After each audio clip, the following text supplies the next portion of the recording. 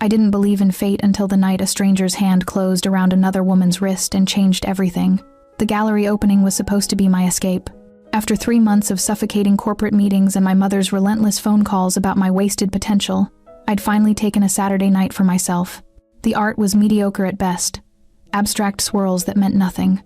But the champagne was free, and the crowd was just dense enough that I could disappear into it. I stood before a canvas of violent reds and blacks, pretending to contemplate its depth.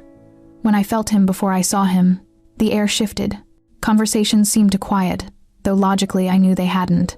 It was just that my entire nervous system had suddenly focused on the presence that materialized beside me, tall, dark-suited, radiating the kind of authority that made people unconsciously step back.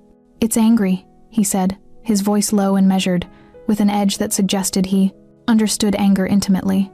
I glanced sideways. He was looking at the painting, not at me, which gave me a moment to study him. Sharp jawline, dark hair swept back with casual precision, eyes like smoke gray, unreadable, dangerous. He wore his expensive suit like armor, every line perfect, every detail deliberate. Or passionate, I countered, surprised by my own boldness. Now he looked at me.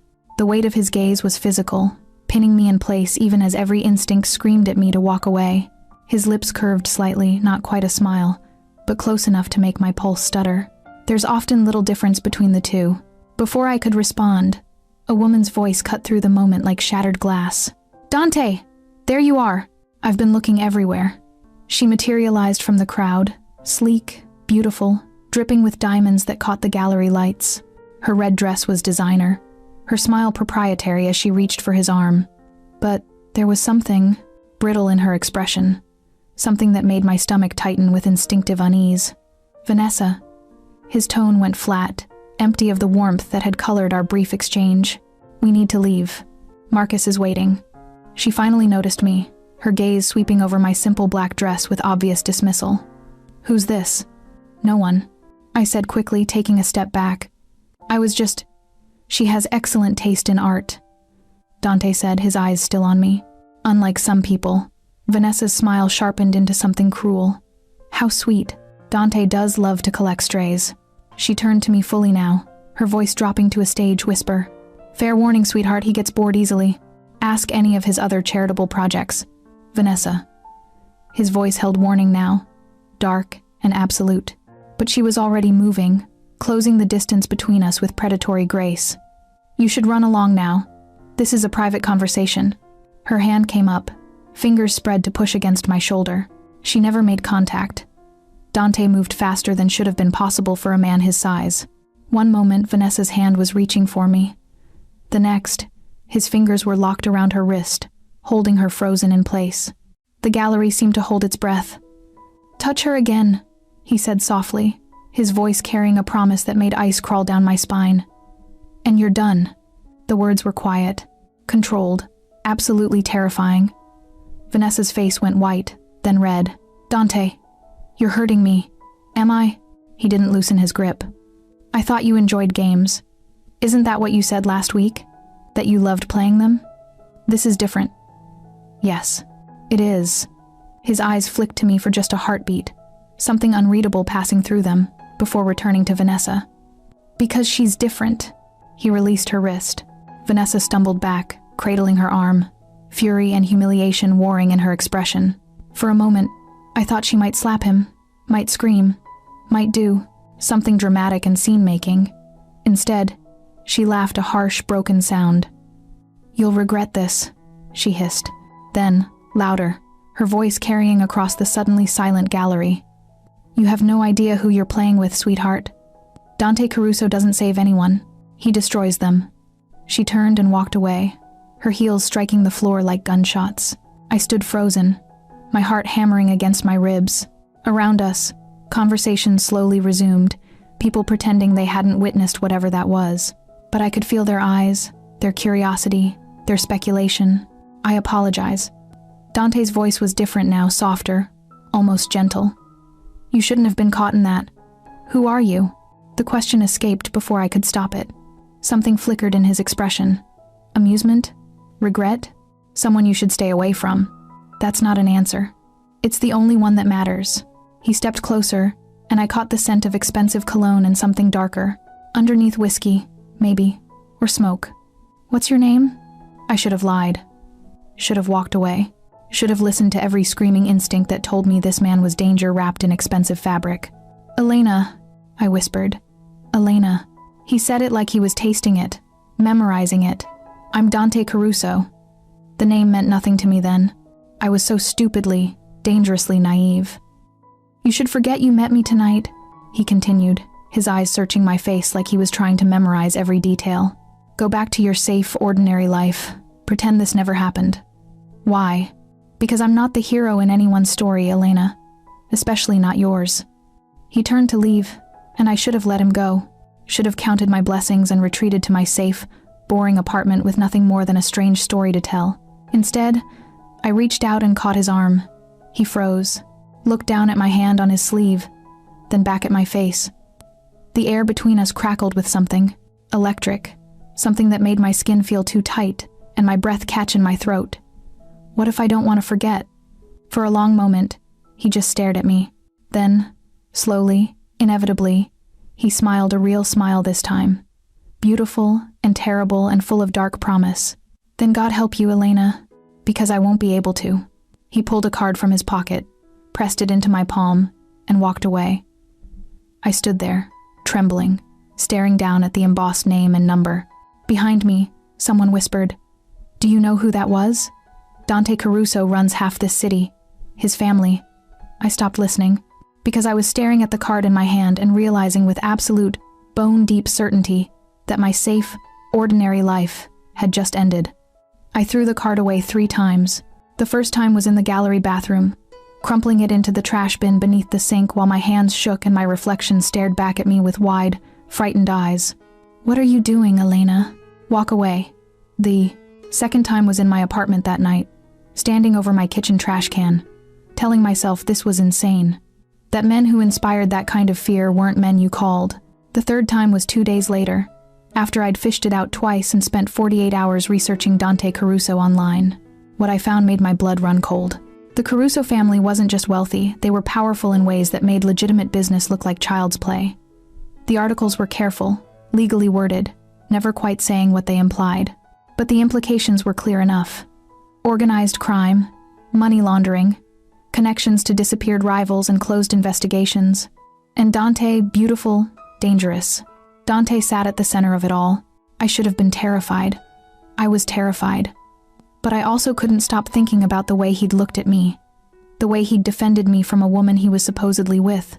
The darkness in his voice when he'd said, "Touch her again, and you're done." On Wednesday morning, my phone rang. Unknown number.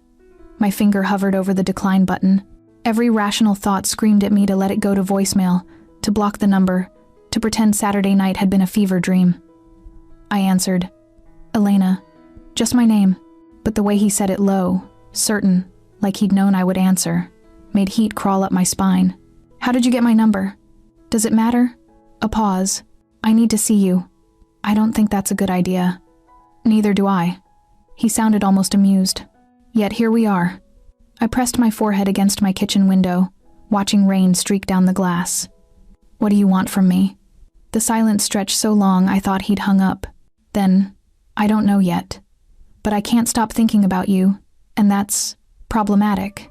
"Problematic," I repeated. "That's one word for it." "Elena." His voice dropped, became something darker, more intense. "I'm giving you a choice. Meet me tonight. 8 o'clock. The address is on the card you keep trying to throw away." My stomach flipped. "How do you know because you're still holding it?" I looked down. The card sat on my counter, creased and worn from being crumpled and smoothed out multiple times. This is crazy. "Yes, you're dangerous. Extremely. I should say no." "You should." Another pause. "But you won't." He was right, and we both knew it. 8 o'clock, I whispered.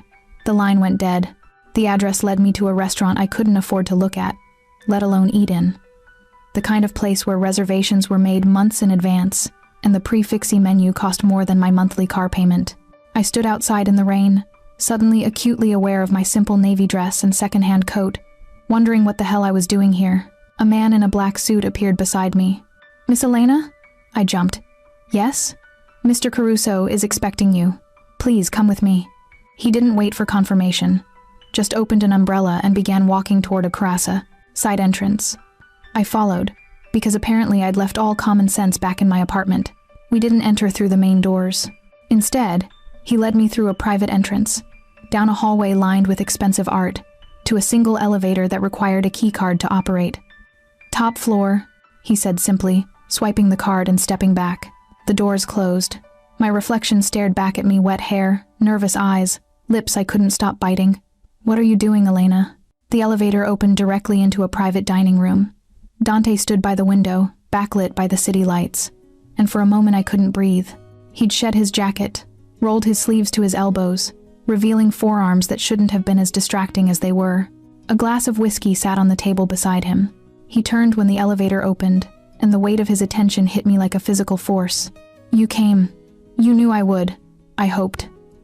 He moved toward me, each step deliberate. But hope and certainty are different things. Why am I here, Dante?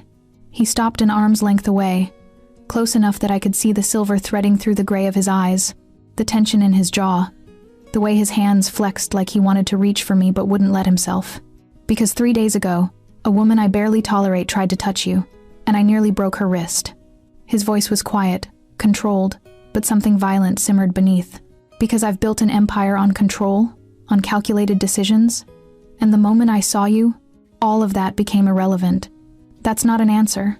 It's the only honest one I have. He stepped closer. I should let you go. Should tell you to forget you ever met me. Should protect you from what I am. But I'm not that selfless. His hand came up, fingers brushing my cheek with devastating gentleness. And you're not running. I should have been. God, I should have been. Instead, I leaned into his touch. Tell me the truth. What Vanessa said was accurate. He didn't flinch from it. I'm not a good man, Elena. The things I've done, the world I live in, it would terrify you. Then why am I here? Because despite everything I am, everything I know I shouldn't want, I can't let you go. Before I could respond, the elevator dinged. Dante's entire demeanor changed in an instant. The softness vanished, replaced by something hard and lethal. He moved in front of me, positioning himself between me and the doors, his hand moving to his waist, where I now realized a gun rested, hidden beneath his shirt. The elevator opened. A man stepped out, older, silver-haired, wearing an expression of cold fury. Father, Dante said flatly. The man's eyes found me over Dante's shoulder, and his smile was cruel. So this is the girl who's made my son forget his place. I'd never truly understood the phrase blood running cold until that moment. Dante's father, because who else could this man be? With those same sharp features and predatory eyes, moved into the room with the confidence of someone who owned not just the space, but everyone in it. Elena, isn't it? He said my name like it was something distasteful. Marco Caruso. I apologize for the intrusion, but my son and I need to have a conversation. Elena stays. Dante's voice was ice. Marco's smile didn't reach his eyes. I wasn't aware you'd started making demands in my establishments. Your establishments? Dante's laugh was harsh. We both know how the territory actually divides, old man. The temperature in the room seemed to drop 10 degrees. I stood frozen, watching these two men face each other like wolves determining pack hierarchy. The resemblance was uncanny and terrifying. But where Dante's danger felt controlled, calculated, Marco's felt casual, like violence was simply another tool he used without thought. Miss Elena, Marco said, never taking his eyes off his son, has Dante told you what we are? What this family does? Father, has he explained that the blood money that paid for this restaurant, for his suits, for everything you see, comes from enterprises that would turn your stomach? Enough! Dante moved, but Marco raised a hand. I'm simply being honest. You want honesty, don't you, dear? You seem like a smart girl. Smart enough to know that men like us don't have normal relationships. We have transactions, assets, liabilities. He finally looked at me directly, and I understood why people feared this man. His eyes were empty of anything resembling warmth or humanity. Which are you, I wonder? She's leaving. Dante's hand found my arm, gentle despite the tension radiating through his body. Now. Actually, I think she should hear this. Marco pulled out a chair, sat with leisurely grace. You see, Elena, my son is currently engaged to be married. Did he mention that? The world tilted. I looked at Dante. His jaw was locked, a muscle ticking beneath the skin, but he didn't deny it. "It's a business arrangement," he said quietly. "Nothing more." "Business," Marco agreed pleasantly. "With the Salvatore family, very important business. The kind that keeps territories peaceful, money flowing, bodies from piling up in the streets." He leaned back. "The kind that doesn't allow for distractions." "I'm not a distraction," I heard myself say. Both men looked at me, Dante with something that might have been admiration, Marco with cold amusement. "Oh, my dear, you're worse than a distraction. You're a complication." Marco stood, buttoning his jacket. "And in our world, complications get eliminated." "Are you threatening her?" Dante's voice went deadly quiet. "I'm explaining reality." Marco moved toward the elevator. "You have a choice, son. The Salvatore alliance and everything we've built. Or this girl and the war that will follow when that alliance crumbles." He pressed the elevator button, then paused. "Choose wisely, because if you don't, I'll choose for you." The elevator, doors closed on his parting words. Silence crashed over the room. I couldn't breathe, couldn't think. My mind kept replaying the words. Engaged to be married, business arrangement, complications get eliminated. "Elena, you're engaged." My voice sounded distant, strange. "It's not what you think. Then what is it?" I spun to face him. "Because it sounds like I'm the other woman in some mafia arrangement I didn't even know existed 3 days ago." Dante ran a hand through his hair, the first sign of disorder I'd seen in him. "The engagement was arranged when I was 23. Vanessa Salvatore. You met her at the gallery. Vanessa, the beautiful, cruel woman who tried to shove me. You're marrying her. I was supposed to. But the wedding keeps getting postponed. Because neither of us wants it. Then why? Because that's how this world works." His voice rose, then dropped back to that dangerous quiet. "Marriages cement alliances, prevent wars. My personal feelings are irrelevant. And what am I?" The question came out broken. "What was Saturday night? Tonight? Some last taste of freedom before you're shackled to a woman you don't love?" "No." He crossed the distance between us in 2 strides, his hands framing my face with devastating gentleness. "You're the first real thing I've felt in 10 years. The first person who looked at me and saw something other than the Caruso name and what it could do for them. That's not fair." Tears burned my eyes. "You can't say things like that when you're promised to someone else. When your father just threatened my life. He won't touch you. I won't let him." "How?" I pushed at his chest, needing space, needing air. "How are you going to protect me from your entire world? From arranged marriages and business arrangements and—" The elevator dinged again. Dante's entire body went rigid. His hand moved to his gun, positioning himself in front of me again. And I realized with sickening clarity that this was his life. Constant vigilance, constant danger. The doors opened. A different man stepped out, younger, with Dante's dark hair but a harder edge to his features. His eyes swept the room, landed on me, and something like recognition flickered across his face. "We have a problem," he said without preamble. "The Salvatores know about her. Luca," Vanessa told her father. "About Saturday, about the wrist grab, about everything." Luca's expression was grim.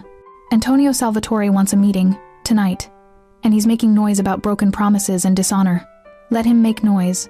Dante," Luca's voice dropped. "He has 6 of our guys surrounded at the 4th Street warehouse. Says it's insurance. That you'll meet with him, or he starts sending them back in pieces." The color drained from Dante's face. I stepped back, the full weight of this world crashing over me. These weren't abstract threats. People were about to die. Because of me. Because of Saturday night. "I have to go." I whispered. "Elena, this is insane. All of this. Your father, your fiancé, people about to be killed. I can't." My voice broke. "I can't be part of this." I moved toward the elevator, but Dante caught my wrist. "Please," he said, and the word sounded like it cost him everything. "Don't leave. Not like this." I looked up at him, this beautiful, dangerous man, who defended me without hesitation, who spoke of control but looked at me like I was his unraveling. "I have to," I said softly, "before anyone else gets hurt." I pulled free and stepped into the elevator. The last thing I saw before the doors closed was Dante's face, devastated, furious, and utterly helpless. The elevator descended, and I finally let myself break. I made it exactly 12 hours. 12 hours of pacing my apartment, jumping at every sound, checking my phone obsessively even though I'd blocked Dante's number. 12 hours of telling myself I'd done the right thing, that walking away was the only sane option. 12 hours before the knock on my door changed everything. I checked the peephole first. I wasn't completely stupid. A woman stood in the hallway, petite, professional, holding a manila envelope. She looked like a lawyer or a businesswoman, completely non-threatening. I opened the door with the chain still attached. Yes? Elena Morrison? Her smile was pleasant, practiced. I have a delivery for you. I didn't order anything. It's from Mr. Caruso. He wanted to ensure you received this personally. She held up the envelope. Everything in me screamed to slam the door. Instead, I took the envelope through the gap, thanked her, and locked every deadbolt I owned. Inside was a single photograph and a handwritten note. The photograph made my blood freeze. It was me, leaving my apartment building yesterday morning, walking to my car, entering the coffee shop on 5th Street. Each image, time-stamped, taken from different angles, by different cameras. Someone had been following me. The note was written in sharp, elegant script. You can run from him, but you can't run from this. The Salvatores don't forget. The Salvatores don't forgive. And they already know everything about you. V. Vanessa. My hands shook so badly I dropped the photograph. This wasn't just a threat. This was proof that I was already in their crosshairs, whether I wanted to be or not. My phone buzzed. Unknown number. I answered before I could stop myself. Did you get my gift? Vanessa's voice was sickeningly sweet. I wanted you to understand the situation clearly. What do you want? What I want is for you to disappear. But since you seem intent on playing games with my fiancé, I thought we should establish some ground rules. He's not yours. She laughed. Oh, darling. In this world, everything is about ownership, contracts, arrangements. And Dante Caruso has belonged to me since we were teenagers. Just because he's having a momentary lapse in judgment doesn't change the fundamental reality. Then why do you care if he sees me? The laughter died. Because I don't share.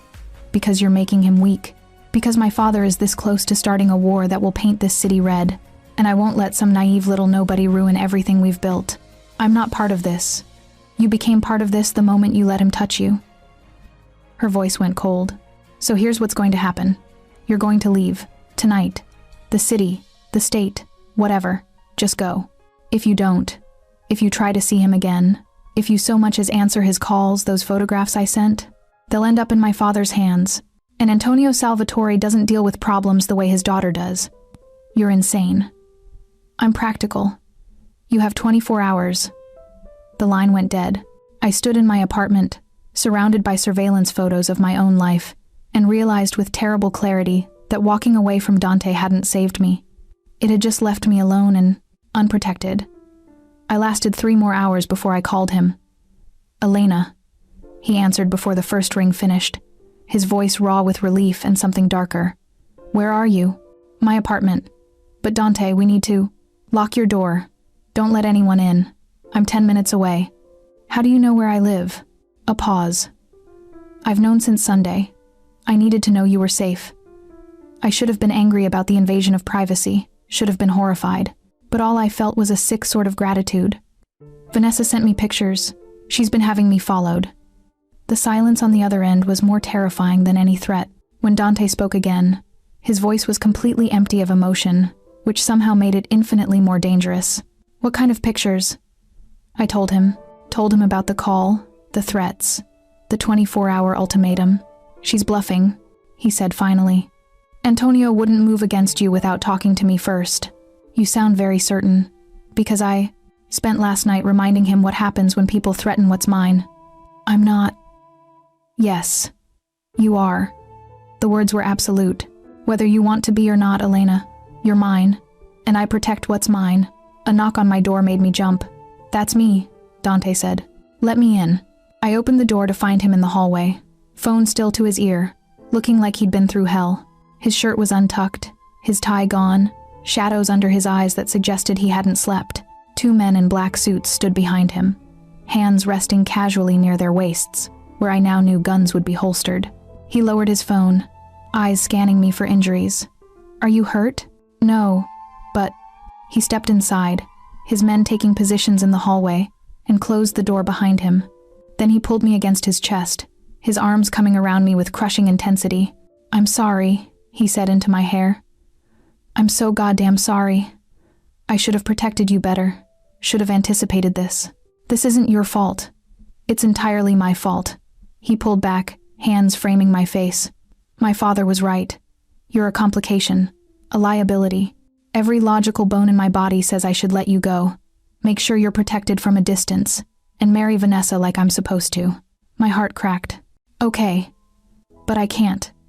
His thumbs brushed my cheeks. "I physically cannot make myself let you go, which means I'm going to do something incredibly stupid and dangerous, and probably catastrophic." "What?" His smile was dark, beautiful, and utterly reckless. "I'm going to break my engagement, end the Salvatore alliance, and claim you publicly as mine." "Dante, that's insane. You said it yourself, marriages prevent wars. If you break the engagement, then there will be war." He said it simply, like he was discussing the weather. "And I will win it. You can't know that. I know that I've spent 10 years building an empire through calculation and restraint.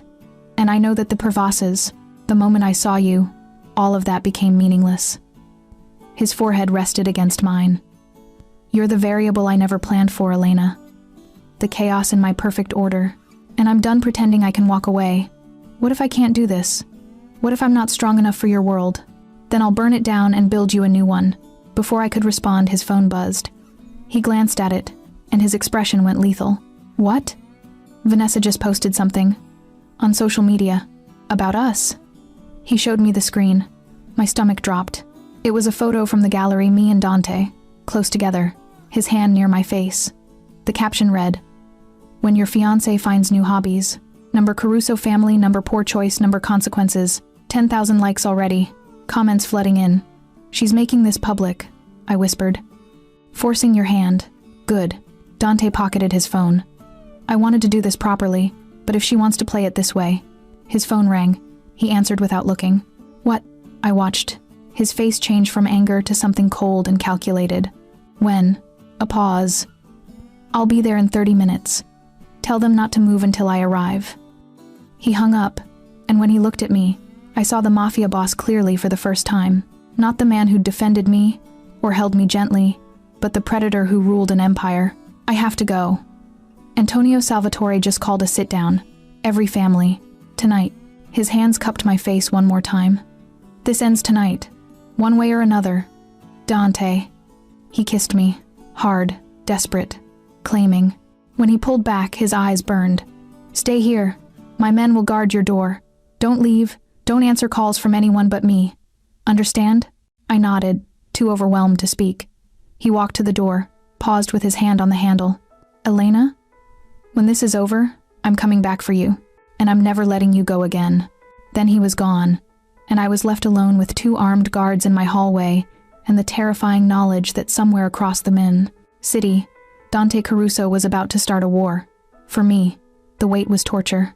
I paced my apartment for 3 hours, watching the clock, checking my phone, trying not to imagine all the ways this could end in violence. Dante's men stood silent vigil outside my door. I could see their shadows under the gap, hear the occasional murmur of conversation. At 11:47 p.m., my phone buzzed. Unknown number. I almost didn't answer. "Elena Morrison?" A woman's voice. Professional, unfamiliar. "Who is this?" "My name is Sofia Marchetti. I'm calling because you deserve to know the truth before you make any more decisions about Dante Caruso." Every instinct screamed trap. "I don't know you." "No, but I knew your father." The world stopped. "My father died when I was 8. Car accident. That's what they told you." Her voice was gentle, pitying. "Elena, your father worked for the Caruso family.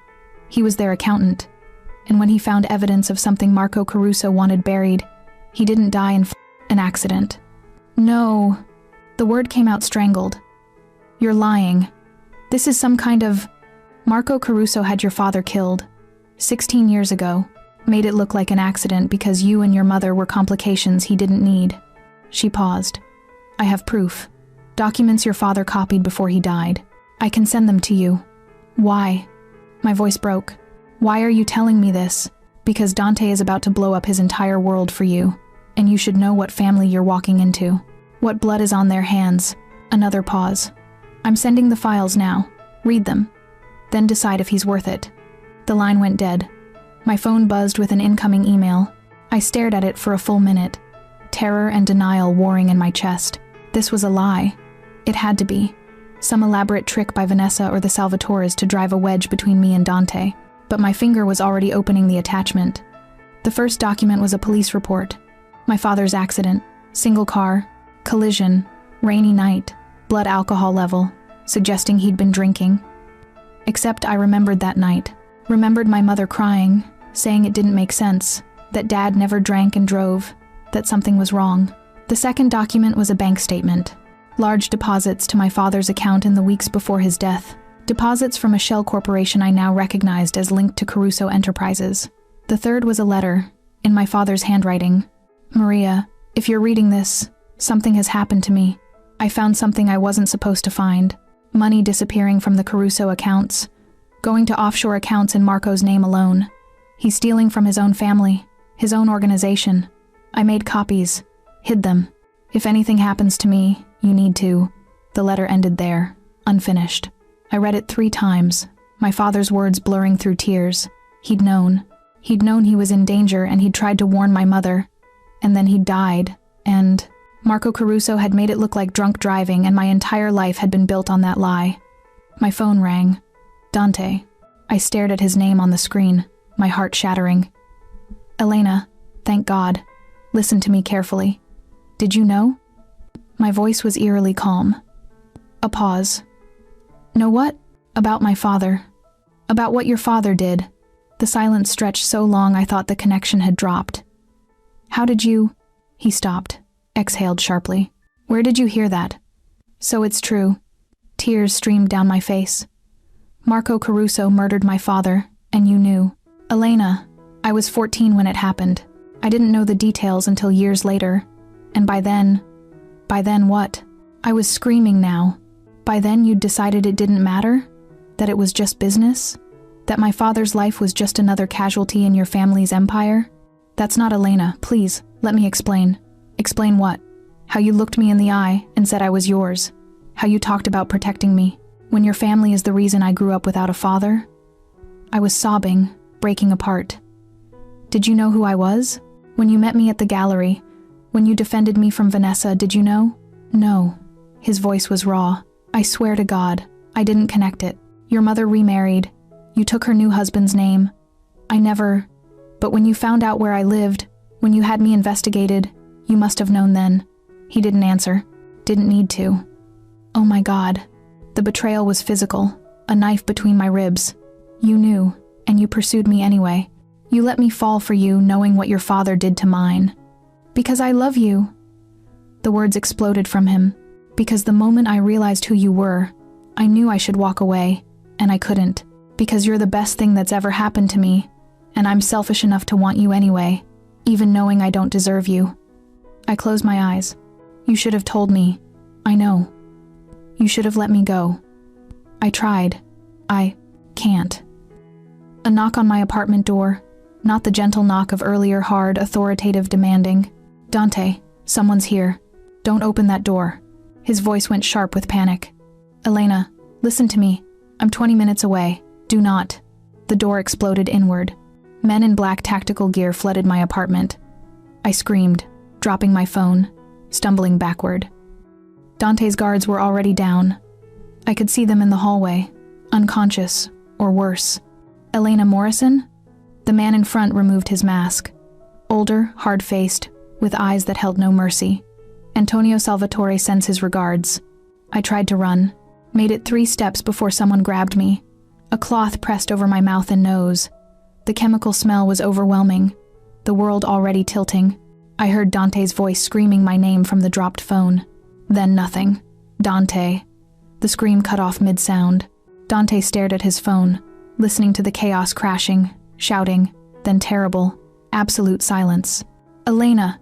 He was already moving, his driver hitting the accelerator before he'd even finished barking the address. Get every man we have to her apartment. Now. Now. Luca was already on another phone, voice clipped and urgent. Teams are moving. ETA 6 minutes. 6 minutes. Anything could happen in 6 minutes. Dante's hands shook as he redialed. Straight to voicemail. Again. This was Antonio. Luca's face was grim. Had to be. He knew we were at the sit-down. Knew she'd be alone. I'm going to kill him. Dante's voice was empty. Absolute. I'm going to kill every single person who touched her. His phone buzzed. Unknown number. He answered. Mr. Caruso. Antonio Salvatore's voice was pleasant, conversational. I believe I have something of yours. If you've hurt her, she's perfectly safe. For now, sleeping peacefully in one of my guest rooms. A pause. We should talk. About your broken engagement. About respect. About consequences. Name your price. Antonio laughed. Oh, Dante. There is no price. There's only a choice. You end this obsession with Elena Morrison, you marry my daughter as arranged, and the girl lives. You refuse, and I send her back to you in pieces. You touch her, and I'll burn your entire family to ash. Big words from a man who's outnumbered, outmaneuvered, and currently racing toward an empty apartment. Antonio's voice hardened. You have until tomorrow night, the Salvatore estate. Come alone, agree to my terms, and she goes free. Refuse, or bring your men, and she dies screaming. The line went dead. Dante's car screeched to a stop outside Elena's building. He was out before it fully stopped, racing up the stairs, past his unconscious guards, into her destroyed apartment. Empty. The phone he'd heard her drop was on the floor. Screen cracked. Signs of struggle everywhere. And on the mirror, written in lipstick Vanessa's shade, a message. Consequences. Dante stood in the wreckage of Elena's apartment, his carefully constructed control finally shattering, and let out a sound that was barely human. Then he pulled out his phone and made a call. Father, I need every favor you've ever accumulated, every alliance you've ever built, and every soldier in our organization. Dante, the Salvatores have Elena, and I'm going to get her back if I have to massacre every single one of them to do it. I woke to silk sheets and the worst headache of my life. For a moment I couldn't remember where I was. Then it crashed over me, the men in tactical gear, the chemical-soaked cloth. Dante's voice screaming my name through the phone. I bolted upright, immediately regretting it as the room spun. Easy. A woman's voice, cultured and calm. The chloroform takes time to wear off. My vision cleared enough to see her stunning, impeccably dressed, sitting in an armchair by the window like she was attending a tea party. Vanessa, you kidnapped me. My voice came out hoarse. Technically, my father's men did. I simply suggested the venue. She smiled. Welcome to the Salvatore estate. I'd offer you a tour, but you're not exactly here as a guest. I looked around. The room was luxurious 4-poster bed, antique furniture, windows that showed manicured grounds stretching into darkness. Also locked, I noticed. The windows had bars hidden behind elegant curtains. Where's Dante? Probably tearing the city apart looking for you. Vanessa examined her nails. It's almost romantic. If it wasn't so pathetically futile, he'll find me. Oh, I'm counting on it. She stood, moved to the window. That's the point. Your bait, sweetheart. The worm on the hook. And Dante will come because he's too obsessed to do anything else. And then what? Then he'll agree to my father's terms. Marry me. End this embarrassing infatuation. And you. She turned, her smile cruel. You'll disappear. Permanently. Fear clawed at my throat, but I forced myself to meet her eyes. You really think he'll just agree? That he'll let you kill me? I think he'll do whatever it takes to keep you alive in the moment. Men like Dante are predictable that way, so controlled until you find their weakness. Then they crumble. She walked closer. And you, Elena Morrison, are his weakness. Why do you even want him? I demanded. You don't love him. This is all just power and arrangements to you. Love? Vanessa laughed. God, you really are naive. This isn't about love. It's about legacy. Control. The Salvatore Caruso alliance has kept this city stable for 15 years. Do you have any idea how much money we make together? How much influence we wield? So it's just business. Everything is business. She leaned against the bedpost. But I'll admit, there's satisfaction in winning. In taking back what's mine from some nobody who thought she could waltz into our world and change the rules. I never wanted any of this. Yet here you are. Vanessa moved to the door. My father wants to meet you before Dante arrives. I'd suggest being cooperative. Antonio doesn't have Dante's restraint when it comes to extracting information. She left, the lock clicking with finality. I waited exactly 30 seconds before getting up and testing every possible exit. The windows were indeed barred. The door was solid oak, locked from the outside. The bathroom had a small frosted window, also barred. I was well and truly trapped. 2 hours later, they came for me. Antonio Salvatore's study was everything I'd imagined: dark wood, expensive art, the smell of cigars and old money. He sat behind a massive desk, watching me enter with eyes that calculated my worth like I was a commodity. "Miss Morrison, please, sit." I remained standing. "Where's Dante?" "On his way, I imagine. Though he won't arrive until tomorrow evening at the earliest. I wanted time to talk with you first." He gestured again. "Please, I insist." Something in his tone made it clear this wasn't a request. I sat. "Do you know why you're here?" he asked conversationally. "Because your daughter can't handle competition." His laugh was genuine. "I like you. You have spine. But no, that's not why." He leaned forward. "You're here because Dante Caruso broke a sacred contract. An engagement that represents decades of peace between our families. And such breaks require consequences. I didn't ask him to break it. Irrelevant. You exist. That's enough." He pulled out a folder, slid it across the desk. "Do you know what this is?" I opened it with shaking hands. "Financial documents, transfer records, all related to my father's accounts before he died. Marco Caruso killed your father," Antonio said matter-of-factly. "Dante knew, and he pursued you anyway. How does that make you feel? How do you know about my father? I make it my business to know everything about people in my city, especially people who might become leverage against the Carusos." He steepled his fingers. "Your father was a good man. Honest. That got him killed. And now you're romantically involved with the son of his murderer. Ironic, isn't it? What do you want from me? I want you to understand the full picture before Dante arrives and fills your head with promises he can't keep." Antonio stood, moved to the window. "If he refuses my terms tomorrow, you die. If he agrees, you live, but only if you leave. Disappear. Change your name, your life, everything. Because if you stay, if you ever contact him again, I'll kill you myself. And if I refuse to leave, even if he agrees, then I kill you both." He said it simply. "Dante is valuable, but not irreplaceable. And I won't have my daughter humiliated, my family's power undermined, over some girl." I stood on shaking legs. "He won't agree. He'll fight. Then he'll lose. And you'll watch him die before I kill you too."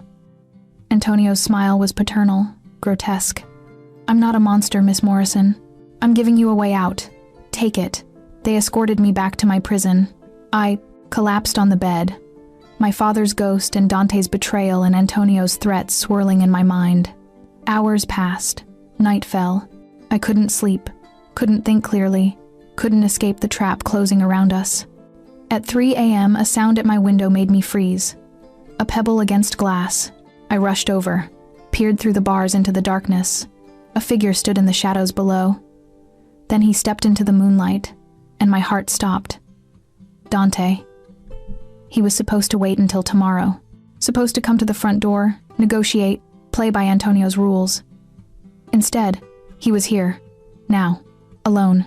He pressed something to the glass, his phone, with typed words. "Trust me." Before I could respond, the window exploded. Not from outside. From inside, a tiny explosive charge on the bars I hadn't noticed. Detonating with a muffled crack. The bars twisted, gave way. Dante was already climbing, impossibly fast, reaching through the broken window to pull me toward it. "We have 60 seconds before everyone. Alarm in this place goes off," he said, against my ear. "Do you trust me?" Somewhere distant, I heard shouts. Guards mobilizing. I looked at him.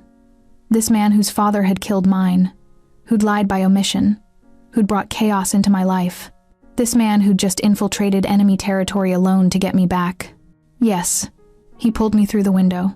We fell together into the darkness, and somewhere in the house, alarms began to scream. We hit the ground hard, Dante twisting so he took the impact.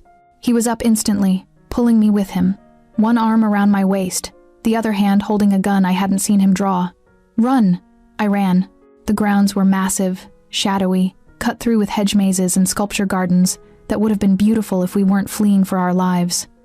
Behind us, the house erupted with light, shouts, the unmistakable sound of men mobilizing. This way. Dante pulled me left, into a grove of trees. Stay low, stay quiet. You came alone. I was gasping, adrenaline making my voice shake. Antonio said. Antonio wanted me to walk through the front door like a lamb to slaughter. He didn't slow down. I don't play by his rules. We burst through the tree line into another section of manicured lawn. A wall loomed ahead, 12 feet of stone and iron, topped with what looked like security cameras. How did you even get in? Money and blackmail. He holstered his gun, gripped my waist. When I lift you, grab the top and pull yourself over. There's a ledge on the other side, 2-foot drop. I'll be right behind you. Dante. Gunfire shattered the night. Dante swore, shoved me against the wall as bullets tore through the space we'd just occupied. He returned fire without hesitation. 3 precise shots that sent our pursuers diving for cover. Now, Elena. Now. He lifted me like I weighed nothing. I grabbed the wall top, my arms screaming as I hauled myself up and over. The drop on the other side was further than 2 feet, more like 6, and I hit the ground in a graceless heap. Dante was over the wall before I'd fully stood, landing in a crouch beside me. Are you hurt? Are you hurt? No, but... He pulled me up and we were running again. A car waited in the shadows, sleek black engine already running. The driver's door opened, and Luca emerged, face grim. They're mobilizing everything. We have maybe 3 minutes. Get us out of here. Dante pushed me into the back seat, sliding in beside me as Luca hit the accelerator. We roared away from the Salvatore estate, tires screaming. Behind us, I could see vehicles pouring out of the gates, giving chase. They're following. My voice was too high, panic edging in. They won't catch us. Dante pulled out his phone, typed something rapidly. Seconds later, the pursuing car's paths were cut off by 2 massive SUVs that materialized from side streets, boxing them in. Your men? Everyone I trust. He was still watching his phone, coordinating movements I couldn't fully follow. We're not out of danger yet. Antonio will be calling in favors, alerting his people throughout the city. We need to disappear. Where are we going? Somewhere safe. Somewhere even my father doesn't know about. He finally looked at me, and what I saw in his eyes made my breath catch. Elena, about your father. Not now. I couldn't handle that conversation while running for our lives. Just, not now. He nodded, jaw tight, and returned to his phone. We drove for 40 minutes, switching cars twice, taking routes that seemed deliberately circuitous. Finally, we pulled into an underground parking garage in a part of the city I didn't recognize. Where are we? Property I bought under a shell corporation 5 years ago. No one knows about it. Dante helped me out of the car. Top floor? It's secure. The elevator required a keycard and a code. The penthouse it opened into was stunning, floor-to-ceiling windows overlooking the city. Modern furniture, the kind of space that screamed money and taste. And completely empty of any personal touches. I've never brought anyone here, Dante said quietly, reading my thoughts. This was supposed to be, I don't know, an escape. Somewhere I could be something other than a Caruso. Luca appeared from a side room. Perimeter's secure. I've got men on the lobby, the roof, and both stairwells. No one's getting in. Thank you. Dante gripped his shoulder. Get some rest. We'll regroup in a few hours. When we were alone, the silence felt crushing. I stood by the windows, watching the city lights, trying to process everything. The kidnapping, the revelations about my father, Dante's impossible rescue, the fact that we were now fugitives from one of the most powerful crime families in the state. You should have let him kill me. The words came out flat, emotionless. Don't. Dante's voice was raw. Don't even think that. It would have been easier. Smarter. You wouldn't be at war. I'm already at war. He crossed the room in 3 strides, spinning me to face him. The moment Antonio took you, the moment he thought he could use you against me, there was no other outcome. This has been coming for years. Because of me. Because of power. Control. Old grudges and older debts. His hands framed my face. You're not the cause, Elena. You're just the catalyst. The excuse both sides have been looking for. Your father killed mine. Finally saying it out loud felt like stepping off a cliff. Marco Caruso murdered my father and made it look like an accident because Dad found evidence of his corruption. Dante's eyes closed. I know. When did you find out? About the connection between us? 2 days after the gallery, when I had you investigated. His voice was barely audible. Your mother's remarriage. Your name change. I didn't make the connection until I saw the full background report. Thomas Morrison, accountant, deceased 2009. And you didn't tell me. I was going to. He opened his eyes, and I saw genuine anguish there. That night at the restaurant, before my father showed up, I was planning to tell you everything. The engagement, your father, all of it. Give you the truth and let you decide. But you didn't, because I'm a coward. The admission cost him, because I knew that if you learned what my family did, you'd leave. And I wasn't strong enough to let you go. I should have pulled away, should have screamed, raged, demanded he take me home. Instead, I asked the question that had been burning in my chest since I'd read those documents. Did you have anything to do with it? My father's death? No. The answer was immediate, absolute. I was 14. I didn't even know it had happened until years later, when I was going through old files, trying to understand my father's business practices. He swallowed hard. I found the order, the payment to the man who sabotaged the car, all of it. And you did nothing. I was 23 and trying to survive in a world where questioning my father meant ending up in the same grave as his other enemies. His voice broke. I'm not defending it. I'm just explaining. I was a coward then too. But not now. I touched his face. This man who just risked everything to save me. You came for me alone. You started a war. Because loving you made me brave. Or stupid. Probably both. He leaned into my touch. I can't undo what my father did. Can't bring yours back. Can't erase any of it. All I can do is promise you this. I will spend the rest of my life making sure you're safe, protected, cherished. I will burn down my family's empire if that's what it takes. I will. I kissed him. Desperate, furious, grieving, I kissed him, and he kissed me back like we were drowning and this was air. His hands fisted in my hair, my fingers clutched his shirt, and for one perfect moment, the world narrowed to just this. When we finally broke apart, we were both shaking. I should hate you, I whispered. I should want nothing to do with you or your family. But I can't. Tears streamed down my face. I can't hate you. Can't leave. Can't stop loving you even though everything about this is wrong and complicated and… He kissed me again, softer this time, reverent. Then we'll figure it out, he said against my lips, together. We'll find a way through this. His phone buzzed. He ignored it. It buzzed again. And again. Finally, cursing, he pulled it out, read the message, and went absolutely still. What? He showed me the screen. A photo. The Salvatore estate. On fire. The message below it read, "You wanted war, son. You have it. Father." I stared at the image flames consuming the mansion where I'd been held prisoner, smoke billowing into the night sky. Marco did this. My father just declared open war on the Salvatores. Dante's voice was hollow. And there's no going back now. The penthouse became our war room. Within an hour of Marco's message, Dante's phone hadn't stopped ringing. Luca appeared with laptops, files, maps of the city, marked with territories and safe houses. Other men arrived cold-eyed, dangerous, loyal. I sat in the corner, watching Dante transform. Gone was the man who'd kissed me with desperate tenderness.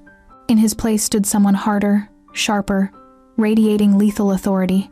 He moved through information with surgical precision, making decisions that would determine who lived and died before the sun rose. The Salvatores are evacuating to their secondary locations, Luca reported, pointing to the map. Antonio survived the fire, Vanessa too, but 7 of their men are dead, another 12 injured. Collateral? Dante's voice was emotionless. 2 household staff, already dead when Marco's team arrived. I flinched. 2 people, cooks, maids, gardeners, people with families dead because of this war, because of me. Dante's eyes found mine across the room. Something flickered in them, regret, maybe, or acknowledgement of what this cost. But he didn't stop. Antonio will retaliate within hours. Pull all our people from exposed positions, double guards on family holdings, and find out which allied families are staying neutral. The briefing continued. I stopped listening, overwhelmed by the casual discussion of violence, the strategic planning of destruction. Around 4 a.m., when most of the men had dispersed to their assignments, Dante finally approached me. "You should rest." "I can't." I looked at him, this man I loved and barely knew. 2 people are dead. How many more before this ends? I don't know. At least he was honest. Could be dozens. Could be hundreds, if other families get involved. "And you're okay with that?" "No." He sat beside me, exhaustion lining his face. "But I'm resigned to it. This is what my world looks like, Elena. Power maintained through violence, peace bought with blood. I warned you. Warning and reality are different." I drew my knees to my chest. I keep thinking about those staff members. They didn't choose this. They were just there. Innocent casualties. His voice was bitter. "The ghosts that follow me everywhere." I looked at him. Really looked. Past the tailored clothes and authoritative commands to the man underneath, exhausted, conflicted, carrying more weight than anyone should. Does it ever get easier? Making these decisions? No, it gets harder, because every choice adds to the count. He stood, moved to the window. "My father's been doing this for 40 years. He doesn't even see the casualties anymore, just numbers. Assets, acceptable losses. But you do. I do." He turned back to me, which makes me either more human or more weak, depending on who you ask. Before I could respond, his phone rang. His expression darkened as he listened. "When?" A pause. "Survivors?" Another pause, longer. "Understood. Secure the location. I'll be there in 20. He hung up, jaw tight. "What happened?" "The Salvatores hit one of our warehouses. 8 of my men." He couldn't look at me. "All dead." The number hit like a physical blow. 8 people. 8 families who would wake up to the worst news possible. "You have to stop this." I stood, moved toward him. "Call a truce. Negotiate. Something. It's past that point." Antonio's son was in that fire my father set. Critical condition, 3rd-degree burns over 60% of his body. Dante's voice was hollow. Even if Antonio wanted peace, his family wouldn't accept it. Blood demands blood. Then what do? We survive, and we make sure we win. He pulled on his jacket, checked his gun. "I have to go. Luca and 3 men will stay here with you. Don't leave. Don't open the door for anyone but me." "Dante," he kissed me, hard, desperate, like he was memorizing the taste. "I love you," he said against my lips. "Remember that. Whatever happens, whatever you hear, remember I love you." Then he was gone. The call came 6 hours later. I'd tried to sleep, failed. Spent the morning pacing and watching news reports of gang violence escalating across the city. The media didn't know the half of it. When Luca's phone rang, I knew it was bad news by the way his face went white. "I understand. Yes, I'll tell her." He hung up, looked at me with something like pity. "What? What happened?" "There's been a development. Dante wants you brought to a secure location. Now." "What kind of development?" "Miss Elena, tell me." My voice cracked. "Is he hurt? Is he—" "He's alive." But Antonio Salvatore just made a public statement. He's calling for a sit-down. All families. Winner-take-all negotiation. That's good, right? Negotiation means trial by combat. Luca's voice was grim. Antonio challenged Dante directly. One-on-one fight, old rules. Winner gets everything, territories, assets, peace. Loser dies. The room tilted. "When?" "Tonight. Midnight. Neutral ground." He was already moving, gathering weapons, making calls. "Antonio's demanding you be there. As witness. Says if you don't show, the deal's off and he burns the city down looking for you. So I'm bait again. Your leverage. Insurance that Dante shows up." Luca handed me a bulletproof vest. "Put this on. We leave in 10 minutes. Can Dante win?" Luca hesitated. "Antonio is older, but he's been doing this his whole life. He's vicious, brutal, and he has nothing to lose. His son might die anyway from the burns. That's not an answer. The answer is I don't know. But I know Dante will die trying to protect you." His eyes met mine. "The question is whether you can live with that." They brought us to an abandoned warehouse on the waterfront. Neutral ground, apparently owned by neither family, serving as the arena for this barbaric ritual. Cars surrounded the building. Men in suits, carrying weapons, representing every major family in the city. This wasn't just about the Carusos and Salvatores anymore. This was the entire underworld, watching to see who would rule. Luca led me inside. The warehouse had been cleared, a circle marked on the concrete floor. Lights had been rigged, creating a makeshift arena, and in the center, facing each other like gladiators, stood Dante and Antonio Salvatore. Dante's shirt was already off, revealing the muscled torso I'd felt but never fully seen. Scars marked his skin, old wounds from a violent life. His eyes found mine across the space, and something passed between us.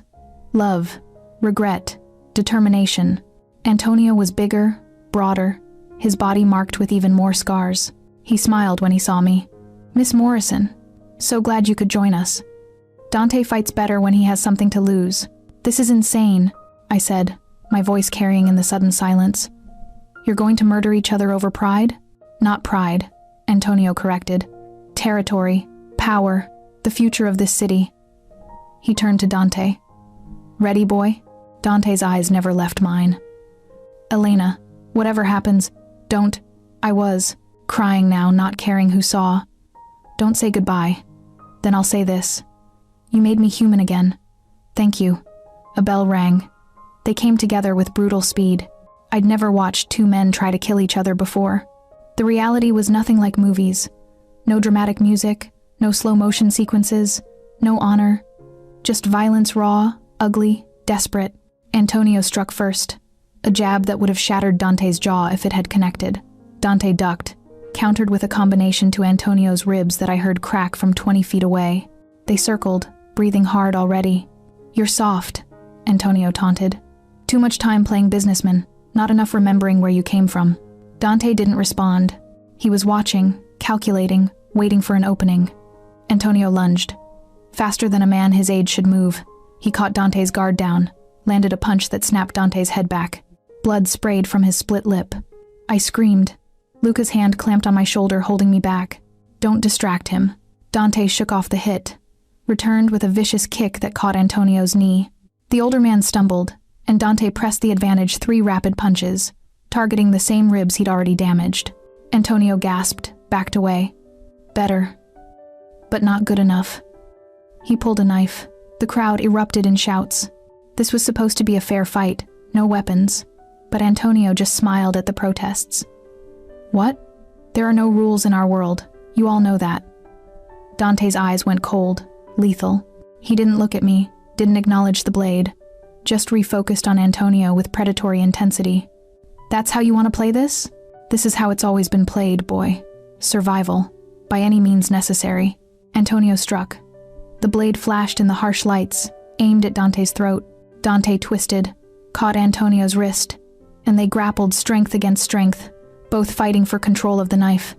I couldn't breathe, couldn't look away, couldn't do anything but watch this man I loved fight for his life. They crashed to the ground, the knife skittering away. Dante ended up on top, raining down punches, his control finally breaking. Each hit landed with brutal precision, face, ribs, face again. Antonio's men started forward, but Marco's voice cut through the chaos. "Stand down. Old rules, no interference." I hadn't even seen Marco arrive. He stood at the edge of the circle, watching his son beat Antonio Salvatore with an expression of cold satisfaction. "Dante!" I found my voice. "Stop! You're going to kill him!" Dante froze, fist raised. Blood Antonio's and his own dripped from his knuckles. For a moment, I thought he wouldn't listen, that the violence had consumed him entirely. Then he stood, backing away. Antonio didn't get up. He lay gasping, blood pooling beneath him from wounds I couldn't fully see.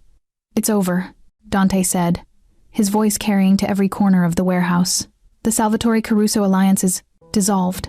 Your family keeps your current territories, but you stay out of our business, forever. And the girl," Antonio managed through broken teeth, "is mine.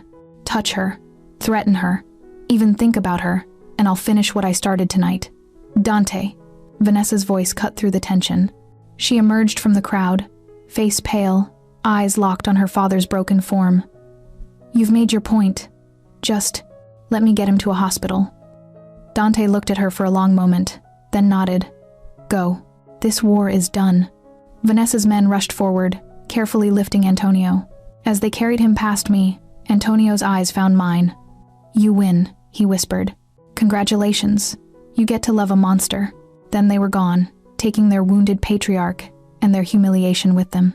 The warehouse erupted in conversation, families discussing what this meant, whose power had risen or fallen, what came next. I didn't care about any of it. I pushed through the crowd, Luca not stopping me, this time, until I reached Dante. He stood in the center of the circle, chest heaving, covered in blood and sweat and victory. "You're hurt," I said stupidly. "I'm alive." His eyes searched my face. "Are you okay?" I laughed, a broken, slightly hysterical sound. "You almost died and you're asking if I'm okay?" "Always." He swayed slightly, and I grabbed his arm, supporting more weight than I should have been able to. "We need to get you to a doctor. We need to get you somewhere safe." But he let me guide him toward the exit, toward Luca's waiting car. Marco intercepted us at the door. "Impressive," he said to Dante. "Brutal, but effective. The Salvatore family won't recover from this humiliation for years. I don't care about humiliation. I care about keeping Elena safe." Marco's eyes flicked to me, assessing, cold. "The girl who started all this. The woman I'm going to marry," Dante corrected, his voice absolutely final. I froze. We hadn't discussed marriage. Hadn't discussed anything beyond surviving the next hour. Marco's expression didn't change. "Is that wise? Given everything?" "I don't care if it's wise. It's what's happening."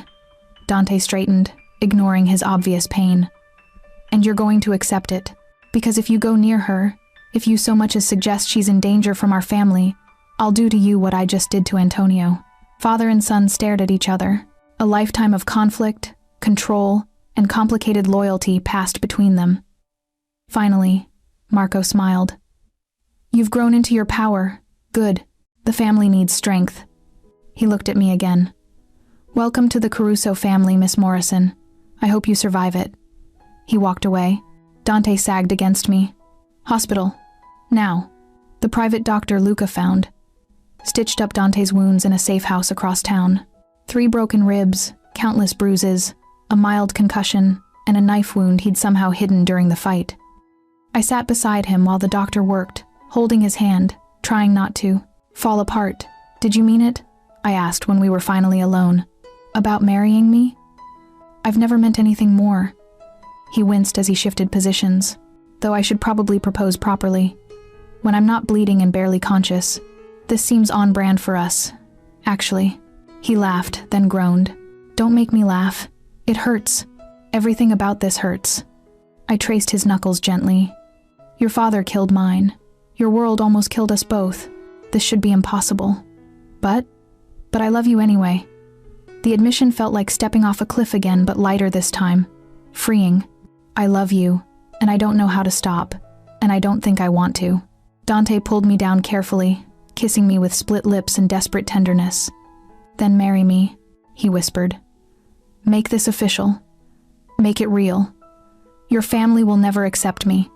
My family will learn to, or they'll deal with the consequences." His eyes held mine. "I'm done choosing their approval over my own life, over you." I thought about my father, about the lies and violence and blood that connected us, about every reason this was wrong. Then I thought about Dante climbing through a window to save me, fighting for me, declaring war for me. "Yes," I said, "but not because you're a Caruso, because you're you." His smile was beautiful, broken, and completely genuine. That's all I've ever wanted to be. 3 months later, I stood in the penthouse that had become our home, watching the sunrise paint the city in shades of gold. The war with the Salvatores had ended that night in the warehouse. Antonio had survived, barely, and retreated to Miami to recover, which everyone understood meant he'd been forced into early retirement by his own family. Vanessa had married someone from a neutral family, a political arrangement that kept the Salvatore name relevant without threatening Caruso interests. The city had settled into new territory lines, new alliances, new power structures, and, somehow, impossibly, I'd become part of that structure. Arms circled my waist from behind, Dante's chin resting on my shoulder. "You're up early." Couldn't sleep. I leaned back into him, feeling the scars that now marked his ribs, constant reminders of what he'd risked. Too much thinking. About everything. My father, your father, this life I'm choosing. 3 months of therapy, both for me and for us as a couple, had helped me process the truth about my father's death. I'd confronted Marco exactly once, in his office, and told him I knew what he'd done. He'd listened in silence, then said simply, "I made a choice I regret. I can't undo it. I can only ensure it never happens again." It wasn't an apology, wasn't justice, but it was acknowledgement, and sometimes that had to be enough. "Having second thoughts?" Dante asked carefully. "No, just making sure I'm choosing this for the right reasons." I turned in his arms. "I'm not naive anymore. I know what your world is. What being a Caruso means. What does it mean? It means violence is always an option. It means power comes with blood. It means I'll spend the rest of my life looking over my shoulder, wondering if someone's planning revenge or leveraging our relationship for their own gain." "That's accurate." His voice was quiet. "And if that's too much, it also means," I interrupted, "that I'm with someone who'll burn down the world to keep me safe, who fights with broken ribs and never gives up, who's trying to be better than his father, to break cycles of violence even when it's nearly impossible." I touched his face, this beautiful, complicated man I'd chosen against all logic. "I'm choosing you, Dante. Not the Caruso Empire, not the power or money or influence, you."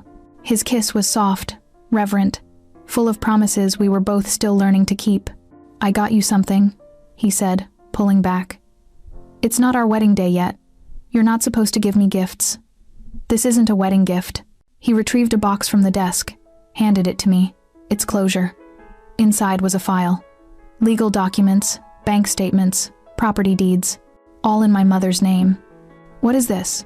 "Everything Marco took from your family when your father died. The insurance payout he manipulated, the pension he redirected, the house he forced into foreclosure."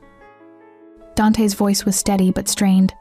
"I can't bring your father back, can't erase what happened, but I can return what was stolen." Tears burned my eyes. "This is Dante. This is millions of dollars. It was always yours. I'm just correcting an old wrong." I stared at the documents, my father's ghost settling just slightly. It wasn't justice, but it was restitution, recognition. "Your father approved this? My father doesn't know. And by the time he finds out, it'll be too late to reverse." A slight smile. "I'm learning to make decisions without asking permission. Rebellious. I like it. Marry me today." I blinked. "What?" "Today. This morning. I have a judge who owes me favors, a license that's already filed, and Luca's waiting downstairs with the car." His eyes held mine. "I know we planned the ceremony for next month, the big wedding to cement family alliances and make political statements, but I don't want to wait. I want to marry you now, just us, before the world gets its claws in again." My heart hammered. That's insane. That's us. He was right. Everything about our relationship had been chaos and impulse, and decisions made in crisis. Why should our wedding be any different? "Luca's really downstairs?" "With Sophia. She wants to be your witness. Says every bride needs someone in her corner." Sophia Marchetti, the woman who'd sent me the files about my father. We'd met in person a month ago, and she'd explained that she'd been my father's colleague, had helped him gather evidence against Marco, and had spent 16 years waiting for the right moment to expose the truth. We'd formed a strange friendship, built on shared grief and determination to honor my father's memory. "You planned this." I was half laughing, half crying. "You actually planned an ambush wedding. Is that a yes?" I looked around the penthouse, thought about the life waiting outside, complicated, dangerous, but ours. Thought about my father, who I'd never stop missing, but who I could finally grieve properly. Thought about Dante, who'd fought for me literally and figuratively, who was learning to be good despite everything that had taught him otherwise. On one condition. Anything. We visit my father's grave. After. I want to tell him about this. About you. About choosing to move forward. Dante's expression softened. "We'll go together." "Then yes. Let's get married today." The judge married us in a small chapel Dante owned, because of course he owned a chapel with Luca and Sophia as witnesses, and Dante's trusted men providing security outside. I wore a simple white dress. Dante wore the suit he'd worn the night we met. The ceremony was brief, intimate, perfect. When the judge pronounced us married, Dante kissed me like we had all the time in the world. Like the violence and chaos waiting outside didn't exist. Like we were just two people who'd found each other against impossible odds. I love you, Elena Caruso, he whispered against my lips. I love you too. Even though you're completely insane. Especially because I'm completely insane. We visited my father's grave that evening, as promised. I knelt in the grass, Dante standing silently behind me, and talked to a man who couldn't hear but who I'd never stop missing. Dad, I met someone. His name is Dante, and he's complicated. His family hurt ours, hurt you, and I can't pretend that doesn't matter, that it's not something I'll carry forever. The wind rustled through nearby trees. Dante's hand rested on my shoulder, steady, supportive, but he's also good, trying to be better, and he makes me feel brave enough to live fully, to stop hiding from everything I lost when you died. Tears streamed down my face. I hope you'd understand. I hope you'd approve. I hope wherever you are, you know I haven't forgotten you. I stood, leaning into Dante's embrace. He'd be proud of you, Dante said quietly, of the woman you've become, of the strength it takes to love someone connected to his death. How do you know? Because I'm proud of you. Every day. We stood there until the sun set, honoring a man who died for truth, beginning a life built on honesty, despite the lies that had brought us together. Epilogue. 6 months later, I woke to the sound of rain against windows, and Dante's steady breathing beside me. Our life had settled into something almost normal, if you ignored the armed security, the weekly meetings with family associates, the careful balancing act of power and peace that defined the Caruso empire. I'd returned to work, consulting for nonprofits on financial transparency. Ironic, given my husband's oft-only world. But Dante supported it. Said having someone who believed in legitimate business kept him honest. Marco and I had reached a careful truce. He'd never apologize, I'd accepted that. But he'd stopped fighting our marriage, started treating me with grudging respect. Baby steps. I felt Dante wake, his arm tightening around my waist. Morning, he murmured. Morning. I turned to face him. I have news. Good or bad. That depends on how you feel about chaos. He laughed. I married you. I'm extremely comfortable with chaos. I took his hand, placed it on my still flat stomach. You're going to be a father. For a moment he just stared. Then his eyes filled with something I'd never seen there before. Pure, uncomplicated joy. Really? Really? Is this okay? We never discussed. He kissed me. Deep, thorough, full of wonder. It's perfect. You're perfect. His hand stayed on my stomach, protective, reverent. I'm going to be better. For both of you, I swear. I know. And I did. Because Dante Caruso had spent 6 months proving he could change, could choose love over violence, could build instead of destroy. He wasn't perfect. Neither was I. Our life would never be simple or safe or easy. But it was ours. And as rain continued to fall and Dante held me like I was his entire world, I realized that sometimes love wasn't about perfection. It was about choosing each other. Again and again, despite every reason not to. It was about building light in darkness. It was about becoming the people we needed to be, together. And that was enough. That was everything.